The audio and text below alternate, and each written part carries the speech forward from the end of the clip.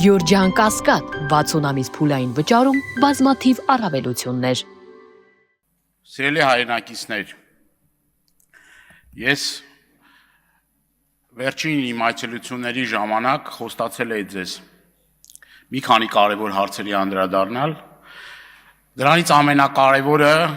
այս պահին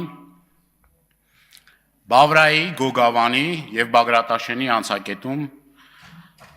հարյուրավոր, եթե ոչ ավել, մեր հարգելի բեռնափոխադրողներ ակցիա են իրականացնում կապված 90-օրյա սահմանափակումների հետ։ Խնդիրը ինչումն է, մեկ անգամ եւս հիշեցնեմ։ Այդ սահմանափակումները ամիսներ առաջ մտցվել են Ռուսաստանի Դաշնության կողմից եւ տևական ժամանակ Հայաստանի Հանրապետության կառավարությունը որևէ մի գործուն քայլ չի ձեռնարկել, որպեսզի կարողանա կանխարգելի այս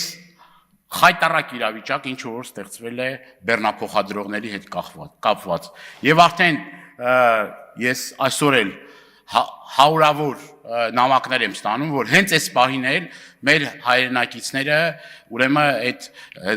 դեպորտացիա են իրականացնում, կնիկները խփում են եւ այլևս հնարավորություն չունեն իրենց հանապազորյա հացը վաստակելու։ Սա չափազանց կարևոր խնդիր է մեր տնտեսության համար, եթե այսպես շարունակվի,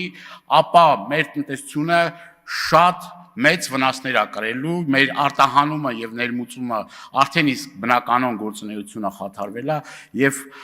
սա չափազանց կարևոր է։ Սիրելի հայրենակիցներ, ապաշնոր կառավարման պարագայում այսպիսի խնդիրներ ենք ունենում եւ ես այսօր էլ այդ հարցը բարձրացնելով որևէ մի հիմնավոր պատճառ չլսեցի կամ բացատրություն չլսեցի, թե արդյոք այդ մարդիկ, որոնք որ այդ անելանելի իրավիճակում են հայտնվել, ինչքան ժամանակ հետո հնարավորություն կունենան իրենց գործառույթը շարունակելու։ Այդ պատասխանները ցավոք սրտի չլսվեց։ Եվ այսօր